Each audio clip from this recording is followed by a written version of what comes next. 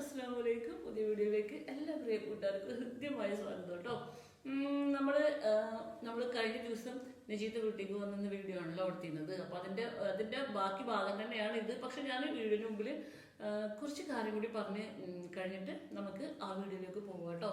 എൻ്റെ പല്ലിൻ്റെ ക്ലിപ്പ് കുറച്ച് ടൈറ്റ് ആക്കിയിരിക്കുന്നത്, എൻ്റെ ഇവിടെ ഓരോ സംഭവങ്ങളൊക്കെ വെച്ചിരുന്നത്. അതുകൊണ്ട് ഞാനവിടെ വാക്സ് ഒക്കെ ഒട്ടിച്ചിട്ടാണ് സംസാരിക്കുന്നത്. അപ്പോൾ സംസാരിക്കുമ്പോൾ എന്തോ ഒരു കൊഞ്ചല് പോലെ നിങ്ങൾക്ക് ഫീൽ ചെയ്തിട്ടുണ്ടെങ്കിൽ ഈ ഒരു കാര്യം കൊണ്ടാണ് കേട്ടോ. അവിടെ ഒരു വാക്സ് ഒട്ടിച്ച് വെച്ചിരിക്കുന്നത്. അപ്പോൾ നാക്കിൻ്റെ സൈഡിലേ ഉറങ്ങിയിട്ട് മുറിവുണ്ട്. അത് കാരണം കൊണ്ട് വീഡിയോ ഡബ് ചെയ്യാനും എടുക്കാനും ഒക്കെ ബുദ്ധിമുട്ടായിട്ട് ഇരിക്കുന്ന ഒരു അവസ്ഥയാണ്. പക്ഷെ നമുക്ക് വീഡിയോ എടുക്കാതിരിക്കാൻ പറ്റില്ലല്ലോ. അങ്ങനെ ഞാൻ നിങ്ങളുമായിട്ട് പറയാൻ ഉദ്ദേശിക്കുന്ന കാര്യം എന്താണെന്ന് വെച്ചിട്ടുണ്ടെങ്കിൽ, എനിക്കൊരു 2-3-4 കുട്ടികളായി എനിക്ക് ഇങ്ങനെ ഇൻസ്റ്റയിൽ ഇങ്ങനെ മെസ്സേജ് അയക്കുന്നത്. ഞാൻ പറഞ്ഞില്ലേ, എനിക്ക് ഒരു ദിവസം ഒരു 2-3-4 മെസ്സേജെങ്കിലും വരും. ആദ്യമൊക്കെ അത് കുറേ മെസ്സേജുകളായിരുന്നു. ഇപ്പോൾ ഒന്നും കൂടി കുറഞ്ഞിട്ടുണ്ട്. പക്ഷെ എന്നാലും ഒരു ദിവസം 2-3 മെസ്സേജ് വരും. നമ്മൾ കല്യാണം കഴിക്കണോ, അല്ലെങ്കിൽ കല്യാണം കഴിച്ച ആൾക്കാർക്ക് അതിൻ്റെ ഒരുപാട് കൺഫ്യൂഷനും മറ്റും കാര്യങ്ങളുമായിട്ടും നമുക്ക് ഒരുപാട് മറ്റേ ആൾക്കാർ മെസ്സേജ് അയക്കാറുണ്ട്. അപ്പോൾ അതിൽ ഇപ്പോൾ 2-3-4 കല്യാണം കഴിയാത്ത കുട്ടികൾ മെസ്സേജ് അയച്ച കാര്യം എന്തെന്ന് വെച്ചിട്ടുണ്ടെങ്കിൽ, നമ്മൾ കല്യാണം കഴിക്കണോ ഇതാന്ന് ചോദിച്ചിട്ട് എനിക്ക് 2-3-4 പേര് ഇങ്ങനെ മെസ്സേജ് അയച്ചിരുന്നു കേട്ടോ. കുറേ പേർക്ക് ഞാൻ ഇൻസ്റ്റയിൽ അതിന് റിപ്ലൈ കൊടുത്തു. ചിലർക്കൊക്കെ നമ്പർ കൊടുത്തിട്ട് വിളിച്ചോളാൻ പറഞ്ഞു. അങ്ങനെ ഞാൻ അവർക്ക് എനിക്ക് കിട്ടുന്ന സമയത്ത് നിന്ന് കുറച്ച് സമയം ഞാൻ അവർക്ക് വേണ്ടിയിട്ടും ഒന്ന് കൊടുത്തിട്ട് സംസാരിച്ചതാണ്. കാരണം എനിക്ക് അവർക്ക് ഈ ഒരു കാര്യം മാത്രം സംസാരിച്ചുകൊണ്ടിരുന്നിട്ടുണ്ടെങ്കിൽ എൻ്റെ ജീവിതം നടക്കത്തില്ലല്ലോ. അങ്ങനെ അപ്പോൾ ഇപ്പോൾ ഒരു 10-22 വയസ്സുള്ള കുട്ടികൾ, 10-24 വയസ്സുള്ള ആ ഒരു റേഞ്ചിലുള്ള കുട്ടികൾക്കാണ് കേട്ടോ ഈ കൺഫ്യൂഷൻ. കല്യാണം കഴിക്കേണ്ട ആവശ്യമുണ്ടോ എന്നുള്ളത്. ഇതിൻ്റെ കാര്യം ഞാൻ ചോദിക്കുകയാണെന്നുണ്ടെങ്കിൽ, നമ്മളൊക്കെ മനുഷ്യന്മാരാണ്. തീർച്ചയായിട്ടും നമുക്ക് എല്ലാവർക്കും കൂട്ട് വേണം എന്നുള്ളത് തന്നെയാണ് എൻ്റെ ഒരു അഭിപ്രായം കേട്ടോ. നമ്മൾ മുൻപത്തെ ഒരു വീഡിയോയിൽ ഞാൻ ഇങ്ങനെ കല്യാണം കഴിച്ച് വരുമ്പോൾ കല്യാണം കഴിച്ച് വരുന്ന കുട്ടികൾ ജോലിക്കാരായിട്ട് കാണരുത് എന്ന് പറഞ്ഞിരുന്ന അങ്ങനത്തെ ഒരു വീഡിയോ നമ്മൾ ചെയ്തിട്ടുണ്ടായിരുന്നല്ലോ. അപ്പോൾ എനിക്ക് കുറേ കമന്റുകൾ തന്നെ ഉണ്ടായിരുന്നു. അപ്പോൾ എന്താ ഈ നമ്മളെ വീട്ടിൽ ജോലി ചെയ്യൂലേ, അപ്പോൾ എന്താ പിന്നെ ഭർത്താവിൻ്റെ വീട്ടിൽ പോയി ജോലി ചെയ്യാതിരിക്കണോ?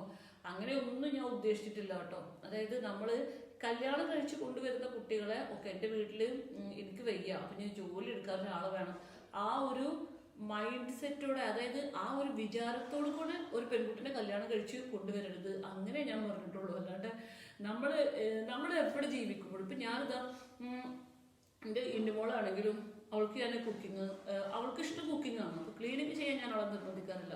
പക്ഷേ കുക്കിങ്ങൊക്കെ ചെയ്തിട്ട് അവൾക്ക് എവിടെ പോയിട്ടുണ്ടെങ്കിലും അവൾക്ക് ഭക്ഷണം ഉണ്ടാക്കാൻ അറിയണം എന്നുള്ളത് എനിക്ക് നിർബന്ധമാണ്. ഇനിയിപ്പോൾ ഞാൻ എൻ്റെ മോളെ നാളെ കല്യാണം കഴിപ്പിച്ച് അയച്ച വീട്ടിൽ അവൾ ജോലി ചെയ്യുമ്പോൾ നീ ജോലി ചെയ്യുന്നു വേണം, പിന്നെ ജോലി ചെയ്യാൻ വേണ്ടിയല്ലേ കല്യാണം കഴിപ്പിച്ച്, അങ്ങനെ ഒരിക്കലും ഞാൻ പറയത്തില്ല. പക്ഷെ അവളൊരു ജോലിക്കാരി ആക്കിയിട്ട് കൊണ്ടുപോകുന്ന വീടിനോട് എനിക്ക് താല്പര്യമില്ല. അതാണ് ഞാൻ ഉദ്ദേശിച്ച കാര്യം. അതായത് ജോലിക്ക് വേണ്ടിയിട്ടാണ് ഞാൻ അവളെ കല്യാണം കഴിപ്പിച്ച് കൊടുക്കുന്നത്.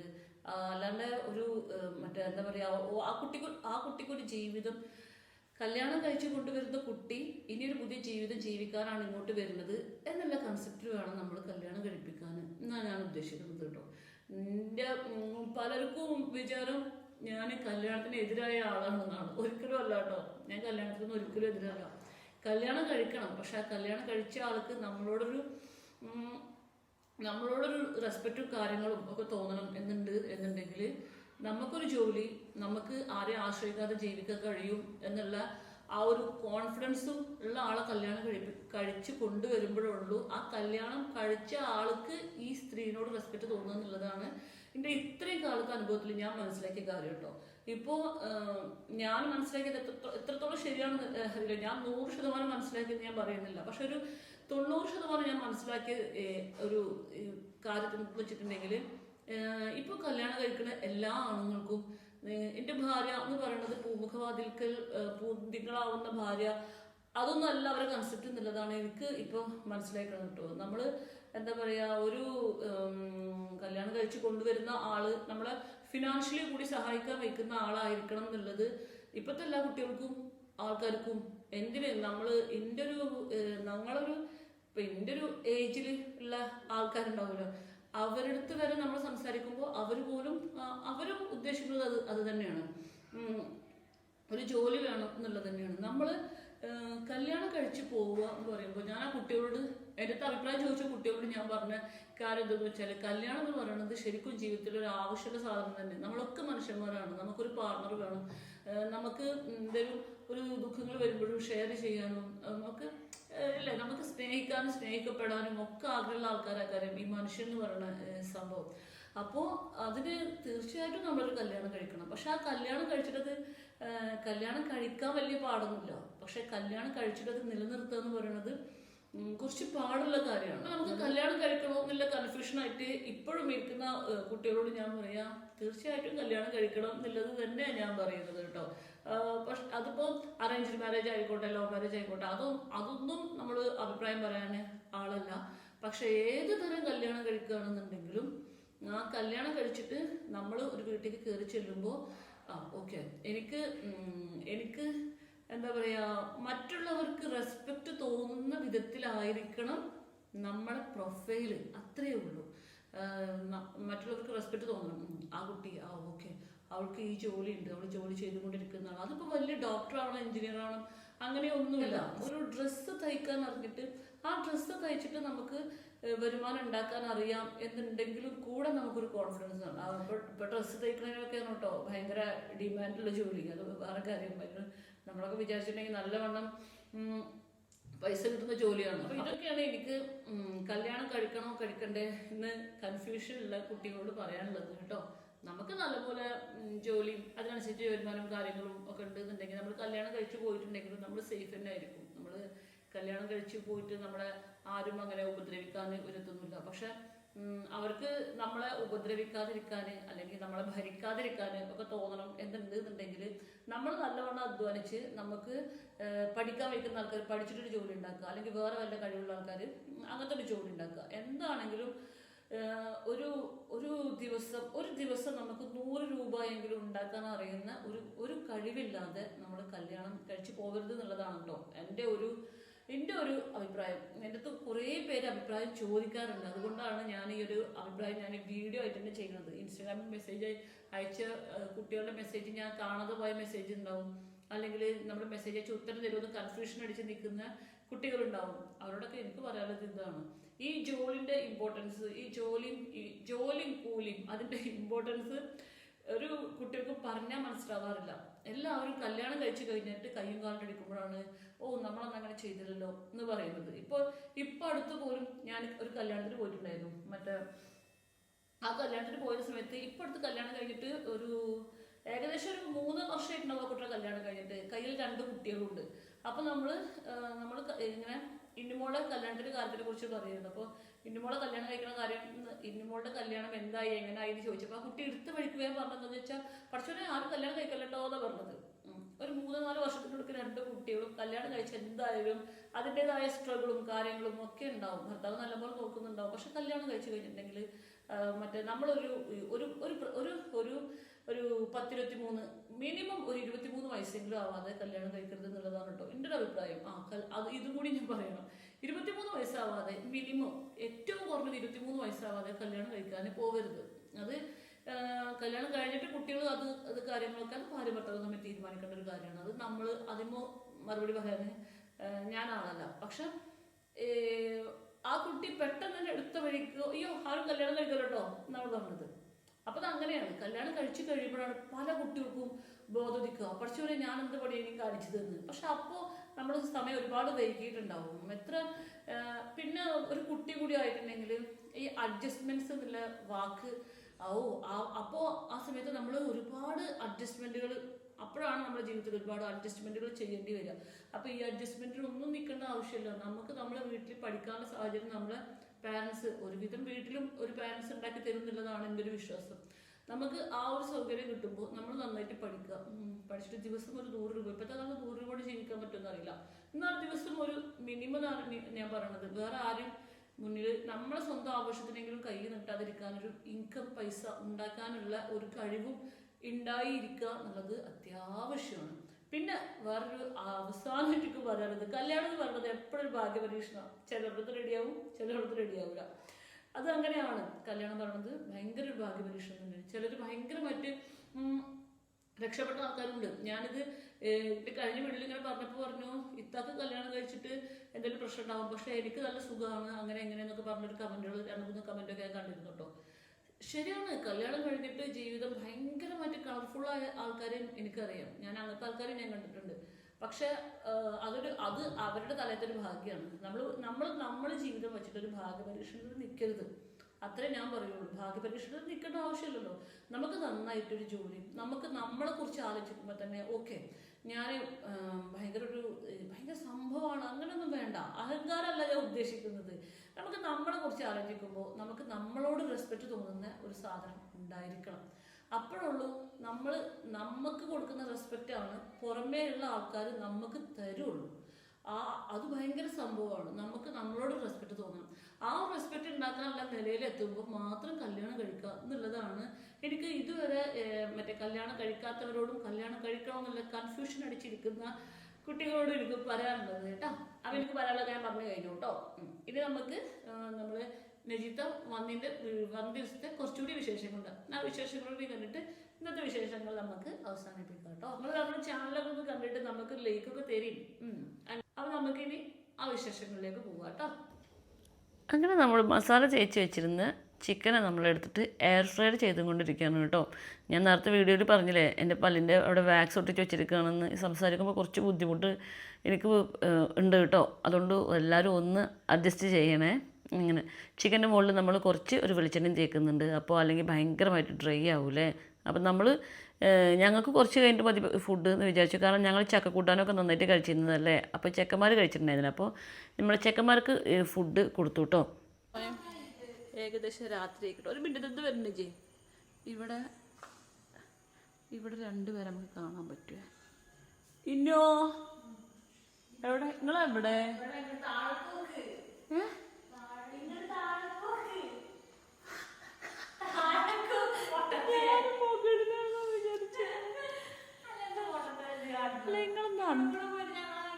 നിങ്ങളൊന്ന് അന്തിപ്പതിലേക്ക് അവിടെ നിന്നിട്ട് സംസാരിക്കുന്നത്. കോഴിയായി തിന്നണ്ടേ? പള്ള കാളിയിട്ടാണ് നിങ്ങൾ ഇവിടെ നിന്നിട്ട് വെയിൽ കായുന്നത്, അല്ല ഇരുട്ട് കായുന്നത്. സഹിക്കാൻ പറ്റത്തില്ല. എന്നിട്ട് പോരി അരിഞ്ഞ കോഴിയൊക്കെ ഉണ്ടല്ലോ. ഓക്കെ നമ്മൾ ഏകദേശം രാത്രി 12:15 അയക്കണം കേട്ടോ. അപ്പോഴാണ് നമ്മൾ ഇപ്പൊ ഡിന്നർ കഴിക്കുന്നത്. അന്നോട് ചാർജ് വെച്ചിട്ടേ എന്താ കാട്ടുണ്ടെന്ന് അറിയില്ലാന്ന്. നമുക്കിത് ഇങ്ങനെ വെക്കാം. പക്ഷെ അങ്ങനെ ഒരു വഴി ഇല്ലാത്തവർക്ക് ഇന്നുമോളൊരു വഴി കാണിച്ചു തരുന്നതാണ്. ഞാൻ പലവട്ടം വീഡിയോയിൽ പറഞ്ഞിട്ടുള്ളത്. ഇന്നുമോൾക്ക് ഈ വഴി 5 minute ടിപ്സ് നിന്ന് കിട്ടിയതാ. വേറെ കാര്യം,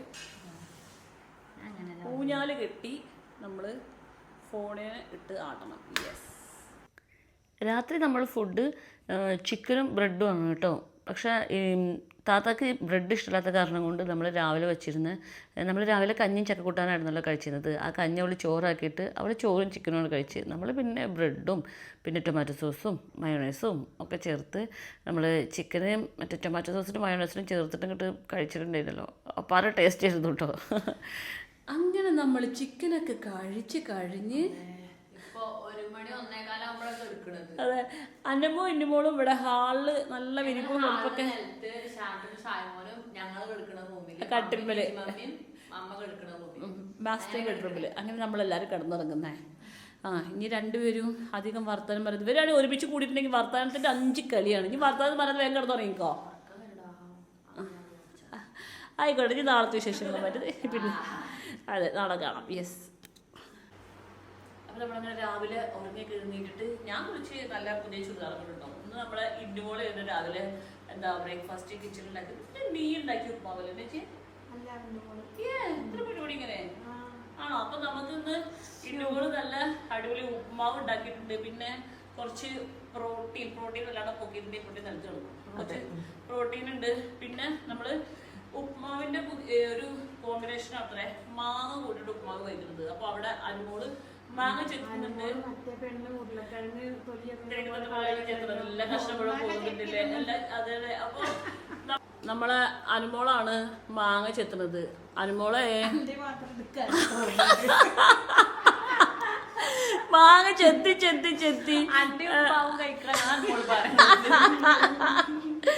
മാങ്ങാണ്ടിയും ഉപ്മാവുമാണ് നമുക്ക് ഇന്ന് ഇന്നത്തെ നമ്മളെ ബ്രേക്ക്ഫാസ്റ്റ്. ബാക്കി തോരുമ്പോ എല്ലാം കഴിയുമ്പോ ഇന്നുമ്പോൾ അന്നുമ്പോ ചെത്തി കളഞ്ഞേക്കണ കേട്ടോ. ഏതപ്പോ അന്റെ പ്രോട്ടീൻ ഉപ്മാവാണ് അന്റെ കോമ്പിനേഷൻ. മറ്റേ പ്രോട്ടീൻ ഉപ്മാവും കഴിക്കുന്ന തിരക്കിലാണ് കേട്ടോ. അവൾക്ക് തോലി കഴിക്കാൻ വേണ്ട തോന്നുന്നു ഓള് ഈ ട്രിക്ക് എടുത്തിക്കണത്. ഇന്ന് ഇനി വർത്തമാനം പറഞ്ഞിരിക്കാൻ നേരല്ല, ഞാൻ വേഗം പോയിട്ട് ഉപ്മാവ് വാങ്ങി തിന്നട്ടെ. നമുക്ക് നെജിത്തെ കാണിച്ചു തരും മാങ്ങ കൂട്ടി എങ്ങനെയാണ് ഉപ്മാ കഴിക്കുക എന്നുള്ളത്. മാങ്ങ ഒരു ചെറിയ കഷ്ണം എടുക്കുക, ഉപ്മാവിൽ നന്നായിട്ട് കൂട്ടിക്കൊടുക്കുക, എന്നിട്ട് അടിപൊളി, ഒന്നും പറയല്ല. എൻ്റെ പാത്രത്തിലും ഉണ്ട് മാങ്ങയും മുട്ടയും ഉപ്മാവും. ഞാൻ വേഗം കഴിക്കട്ടെ. അങ്ങനെ നമ്മൾ ചായയുടെ എല്ലാം കഴിഞ്ഞിട്ട് നമ്മളെ തലേ ദിവസത്തിന്റെ ചക്കന്റെ പകുതി ഉണ്ട്. ആ ചക്ക നല്ല പഴുത്തിട്ടുണ്ട്. ചക്ക നല്ല പഴുത്തിട്ടുണ്ട്. അപ്പൊ നമ്മളിത് പോയിട്ട് നമുക്ക് ടെറസിന്റെ മുകളിലാണ് നമ്മളിത് വെട്ടിക്കൂട്ടാൻ ഉദ്ദേശിക്കുന്നത്. കാരണം നമ്മളവിടെ അഴുക്കാവണ്ടെന്ന് വിചാരിച്ചു. ടെറസിന്റെ മുകളിലാണ് കുഴപ്പമുണ്ടാവല്ലോ. അപ്പൊ നമ്മള് ഇത് ഇങ്ങനെ വെട്ടാന്ന് പറഞ്ഞപ്പോ നെജിക്ക് ഒരേ നിർബന്ധം ചക്ക കഴുകണത്രേ. ഞങ്ങളൊക്കെ സാധാരണ ഫ്രണ്ട്സിനോട് വെട്ടിയിട്ട് മേലെ കൊണ്ടുപോവാറ. അപ്പൊ ചക്ക കഴുകിയിട്ട് പറഞ്ഞ് മുറിക്കാരെന്ന് പറഞ്ഞത്. അപ്പൊ ഈ ചക്ക ഇതുവരെ കഴുകുന്ന കാണാത്ത കൂട്ടുകാർക്ക് വേണ്ടി ഞാൻ ചക്ക പറമ്പിലൊക്കെ വീണിട്ടേ മണ്ണൊക്കെ പറ്റിയിട്ടുണ്ടാവുമല്ലോ. അതിന് മണ്ണല്ല എന്ന് പറഞ്ഞിട്ട് മനസ്സിലാവുന്നില്ല. പിന്നെ ഓളം സൂര്യ പോലെ ചക്ക കഴുക നമുക്ക്. ബാ, ഈ ചക്ക കഴുകുമ്പോഴേക്ക് വെള്ളം ഇറങ്ങുന്നു പറഞ്ഞോളൂ കേൾക്കില്ല. വെള്ളം ഇറങ്ങൂല പറയുന്നത്. ഞാൻ ഈ വർഷത്തെ ആദ്യത്തെ ചക്ക ഇതിക്ക് അങ്ങനെ വെള്ളം ഇറങ്ങട്ടെ. ഫ്രണ്ട് ഭാഗം കുറിച്ച് നമ്മൾ മാറ്റുമല്ലോ. ഇന്നലെ ഉണങ്ങി പിടിച്ചതല്ലേ, കട്ട് ചെയ്ത് മാറ്റും. ചക്ക കഴുകുന്ന ഗായ്സ്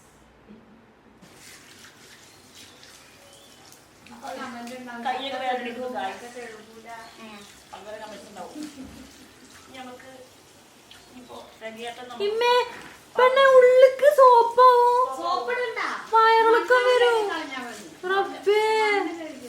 രണ്ട് വൃത്തിയുള്ള ആൾക്കാരെ കൂടെയാണല്ലോ ഇപ്പൊ തിന്നാറിങ്ങിക്കണ്. അതിലേ നെജിമമ്മ പറഞ്ഞത് ഓക്കെ, സമ്മതിച്ചു കൊടുക്ക. നിന്റെ മമ്മയുടെ സോപ്പും കൂടി ഇട്ട് കഴുകണു. ഇതെങ്ങനെ?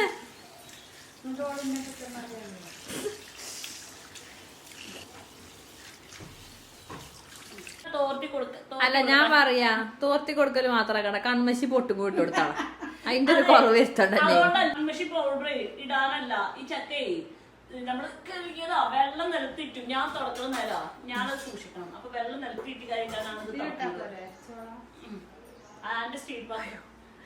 എന്റെ തങ്കക്കനിയായ പാത്രം. വലിക്കല്ല. എണ്ണ വെച്ചോ. അതിന് ഇടുന്ന് ഒരു ചാകയുടെ ചക്കമ്മലേ ചക്കവട്ടം നമ്മൾ പറഞ്ഞ കത്തി എടുത്തിരുന്നു. അപ്പൊ ഇത് കൂർത്ത കത്തിയാണ്. ചക്കവട്ടം കൂർത്ത കത്തിയാണ്. നമ്മൾ കൂർത്ത കത്തി എടുക്കുന്നത്. നോക്കാം എങ്ങനെയുണ്ട് കൂർത്ത കത്തി. ഇത് വേണം. മോളി പോയി ഇറങ്ങാൻ പ്രയാസാട്ടാ. എല്ലാം എടുത്തോ, ഒന്നിനും ഇറങ്ങാൻ വെച്ചക്ക്. എന്റെ മോള് ഓടിക്കൊണ്ടിരിക്കട്ടോ. ചക്കക്ക് വെയിറ്റ് കൂടുതലാന്ന് പറഞ്ഞിട്ട്. അതെ, ഇയാണ് എന്റെ മറ്റേ ആൺകുട്ടി. അയ്യോ, ആൺകുട്ടിയല്ല, ഇയാളുടെ പെൺകുട്ടി. അപ്പോൾ നമ്മളെ ചക്ക രണ്ടാം ദിവസവും നമ്മൾ ടെറസിൽ വന്നിട്ട് ചക്ക മുറിക്കാൻ പോവുകയാണ്. നമ്മൾ ടെറസിൽ നമ്മൾ തുള്ളിയെടുക്കാൻ കേട്ടോ മോളെ. നമ്മൾ പോകുമ്പോൾ എടുക്കണം. സായ്കുട്ടിയുടെ ഗെയിം കളിക്കായിരുന്നു. ചെറുതായിട്ട് സായ്കുട്ടിയുടെ ഗെയിം കളിക്കുന്നു. അപ്പോൾ ചക്ക കഴിക്കാൻ വേണ്ടിയിട്ട് വാ പറഞ്ഞിട്ട് വിളിച്ചു വരുത്തിക്കുക. അതാണ് എനിക്ക് മുഖത്തൊരു ഈർഷ്യ. എവിടെ ഈ കൊല്ലത്തെ ആദ്യത്തെ പഴുത്ത ചക്ക. ഇത് നാളെ ടൈമല്ലോ ഒന്നൊരു പഴുക്കാണ്ട് ഒരു വർഷം നാട്ടിൽ കൊത്താം.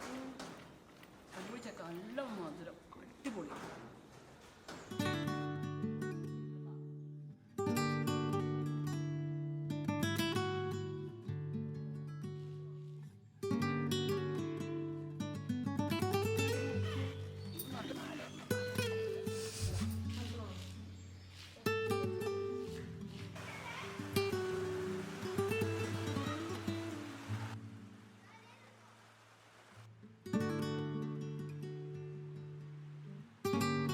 മഷൂർ വന്നപ്പോ നമ്മള് രാത്രി നമ്മൾ എന്ത് ഡിന്നർ സെറ്റ് ചെയ്യുന്ന ആലോചിച്ച് ഇരിക്കുമ്പോഴാണ് അപ്പൊ നേരത്തെ കാലത്തെ മനസ്സിലായി ഇവിടെ ഡിന്നറിന്റെ സെറ്റിങ്സ് കുറവുണ്ടെന്ന്. അപ്പൊ പൊറാട്ട നല്ല ചൂടുള്ള പൊറോട്ട കൊടുത്തയച്ചിട്ടുണ്ട് ചെയ്തിട്ടേ. ഇത് കുറച്ച് സ്നാക്സ് ആണ്, പേരൊന്നും എനിക്ക് അറിയാൻ പാടില്ല. പപ്സ് മധുരത്തിൽ കുക്ക് ചെയ്താ തോന്നുന്നു. അപ്പൊ എന്താ നമുക്ക് ചായ ഉണ്ടാക്കി കുടിക്കാം, അത് രസമാവും.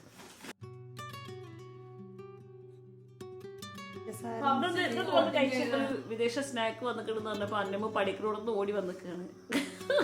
സ്നാക്ക് കഴിച്ചിട്ട് മതി പഠിത്തന്നാ. പിന്നെ അന്നമ്മന് പിന്നെ എന്ത് കഴിച്ചാലും വാവ് അതായിരിക്കട്ടാ. വാവിന്റെ നല്ല രസമുണ്ടാ? ഓ ഓ എനിക്കതിന്റെ ഷുഗർ സിറപ്പിൽ എന്താക്കിയതാണ്?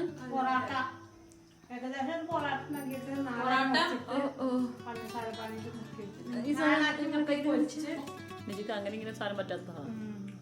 ഓ രസമുണ്ടല്ലേ? അന്നെ മുന്നേ മതി പഠിത്തുന്നതാണ്. ഞാൻ പണ്ടിട്ട് ശൈലത്താൻ്റെ വീട്ടിലേക്ക് വിരുന്നിന് പോകുമ്പോഴേ നമ്മൾ വിചാരിക്കും എനിക്ക് എൻ്റെ വീട്ടുകാരെ ഇങ്ങനെ വിളിക്കാൻ പറ്റിയിരുന്നെങ്കിൽ എന്നൊക്കെ ഭയങ്കര ആഗ്രഹമായിരുന്നു കേട്ടോ. എത്രയായാലും നമുക്ക് നമ്മളെ വീട്ടുകാരെങ്ങനെ വിരുന്ന് വിളിക്കാനൊക്കെ ഒരു ആഗ്രഹം ഉണ്ടാവുമല്ലോ അല്ലേ? അതിപ്പോൾ നമ്മുടെ വീട്ടുകാരോടാണ് സ്നേഹം, അവരുടെ വീട്ടുകാരുടെ സ്നേഹമല്ല, ആ ഒരു കാര്യത്തിലൊന്നുമല്ല. പക്ഷേ എനിക്ക് വിരുന്ന് വിളിക്കാൻ പറ്റാത്ത സാഹചര്യമായിരുന്നു. ഇപ്പോൾ എനിക്ക് വിരുന്ന് വിളിക്കാൻ പറ്റുന്നുണ്ട്, ഫുഡ് എനിക്കിഷ്ടമുള്ളത് ഉണ്ടാക്കിയിട്ട് കൊടുക്കാൻ പറ്റുന്നുണ്ട്. ഭയങ്കര സന്തോഷമാണ് എനിക്ക് കേട്ടോ. നമ്മൾ വൈകുന്നേരം ചായ കുടിക്കാൻ വേണ്ടിയിട്ട് ബ്രെഡ് കോഴിമുട്ടയിലും പഞ്ചസാരയിലും പാലിലൊക്കെ മുക്കിയിട്ടുള്ള മിശ്രിതത്തിലാണ് ഇപ്പോൾ ബ്രെഡ് മുക്കി പൊരിച്ച് എടുത്തത്. കൂടാതെ നമുക്ക് സൈദുട്ടി കൊടുത്തു തന്ന ഇത് സ്നാക്സ് ഉണ്ടായിരുന്നു കേട്ടോ. നമുക്ക് മഷു ഗസ്റ്റ് ആയിട്ടുണ്ട്. അപ്പോൾ നമ്മളങ്ങനെ വൈകുന്നേരം ചായ കൂടി എല്ലാം കഴിഞ്ഞ് രാത്രി ചോറും ഉണ്ട്, നമ്മൾ കിടന്നുറങ്ങി. പിറ്റേ ദിവസം രാവിലത്തെയാണ്, പിറ്റേ ദിവസം രാവിലെയാണ് പിന്നെ ഞാൻ വീഡിയോ എടുത്തോളൂ കേട്ടോ. രാവിലെ നമ്മൾ നല്ല ദോശയും ചട്നിയായിരുന്നു നമ്മളെ ബ്രേക്ക്ഫാസ്റ്റ് കേട്ടോ. രാവിലെ അവൽ സുബൈ 5:30 മണിക്ക് അന്നമോ നീറ്റിരിക്കുകയാണ്. അനുമോളും ഇവിടെയാണ് കിടന്നിരുന്നത് കേട്ടോ. അപ്പോൾ അനുമോള് എഴുന്നേറ്റിരിക്കുകയാണ്. എന്തേ നീറ്റ് പല്ല് തേപ്പും കൂടി ഒന്നും മാണ്ടെങ്കിൽ നല്ല നീറ്റുകൂടിയും.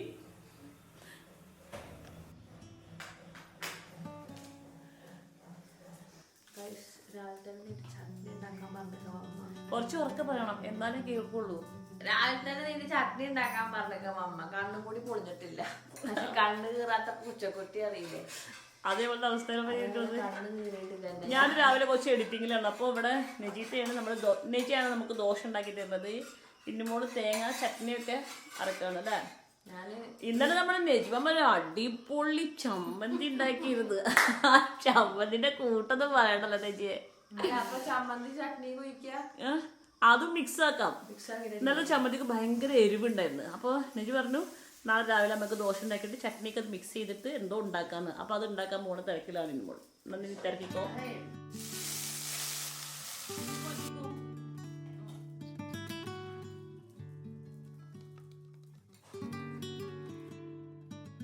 നമ്മൾ നെജിമമ്മിയും മറ്റേ അന്നമ്മോ ആണത്രേ ഇന്ന് ടേബിൾ സെറ്റ് ചെയ്ത്. ഇന്നുമോൾ ആ ഗ്യാപ്പിന് വേഗം ബാത്റൂമിലേക്ക് പോയിട്ട്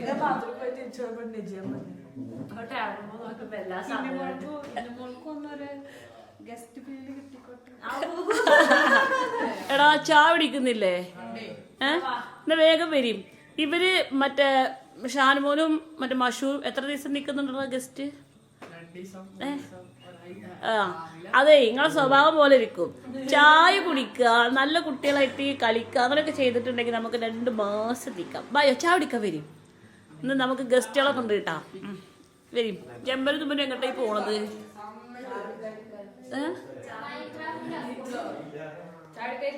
ചാടി കരിക്കണോ? നല്ല ഇരുന്നുണ്ട്. എല്ലാവർക്കും സീറ്റ് ശരിയാക്കണോ? 7 ആൾക്കാരുണ്ട്. ഒരു സ്റ്റൂൾ എക്സ്ട്രാ കൊണ്ടുവരേണ്ടി വരും.